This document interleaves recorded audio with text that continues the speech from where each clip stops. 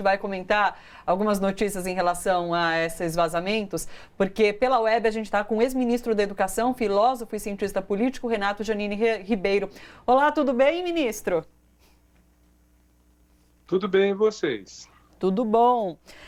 Você publicou um texto nas redes sociais falando sobre o esquema, a estratégia brilhante de Glenn Greenwald para fazer esses vazamentos e publicar essas reportagens no domingo. Eu queria que você falasse um pouco sobre esse texto, essa estratégia que foi construída, porque se a gente for analisar profundamente, é realmente um trabalho estratégico excelente, né? Bom, o trabalho tecnicamente é muito bem feito. Agora, é bom dizer também o seguinte, ele já anteviu quais seriam as críticas possíveis.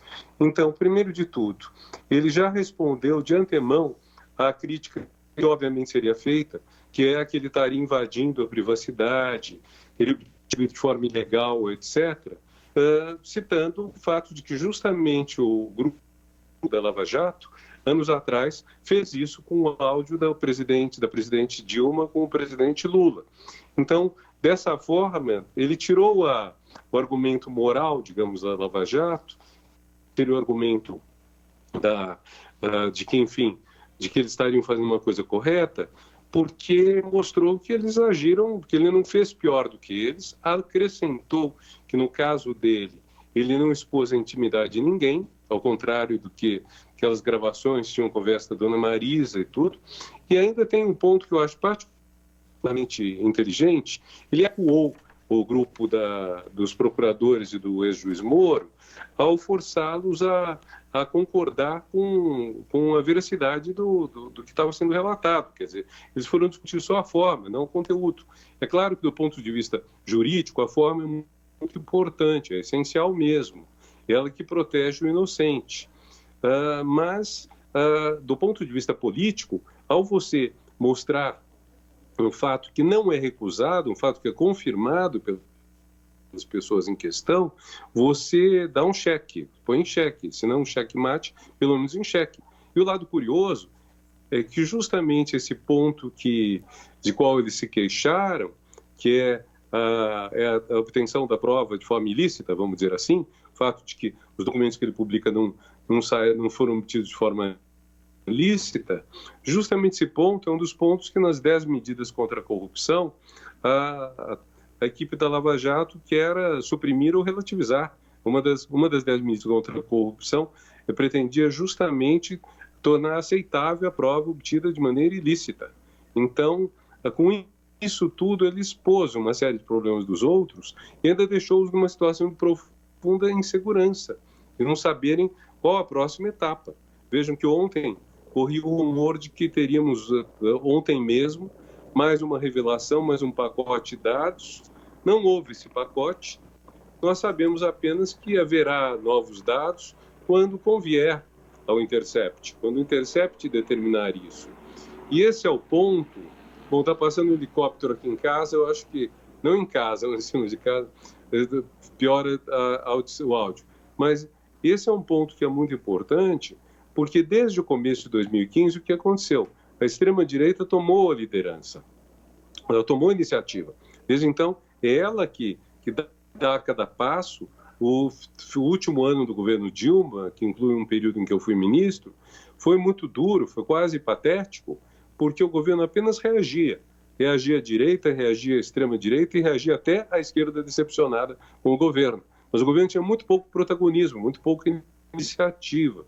E esse é o primeiro momento em 4 anos e meio, em que a extrema-direita se vê, e bem como a parte da direita passou para a extrema-direita, se vê, de certa forma, acuada, se vê dependendo das iniciativas de outros. E em qualquer jogo, essa é uma coisa interessante, ganha, entre aspas, quem define as regras. Então, mesmo que na hora que você define as regras, você é o dono do jogo.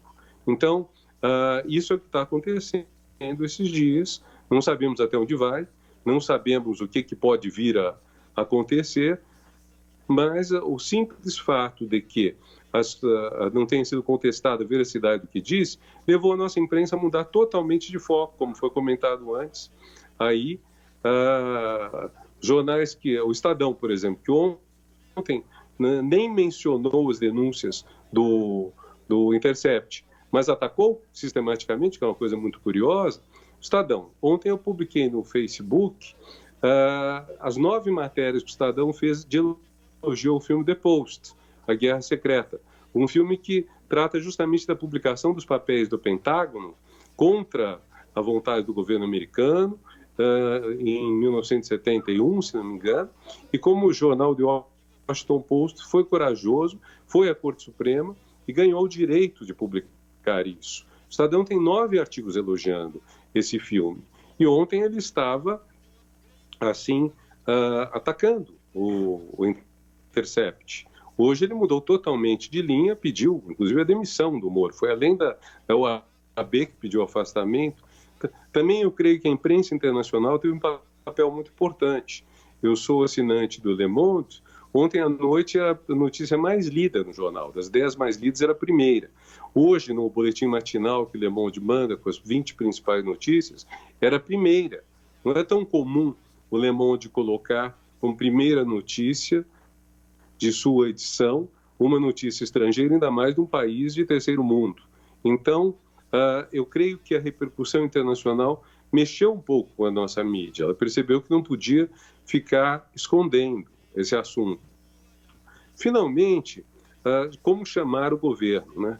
Quer dizer, aqui no Brasil acostumou-se muita gente chamá-lo de direita, até mesmo de liberal. Bom, direita é Angela Merkel, é o governo da Alemanha, é um governo democrático, que respeita as liberdades democráticas, que mantém os direitos sociais, tudo mais. Liberal é o The Economist, que já atacou o Bolsonaro.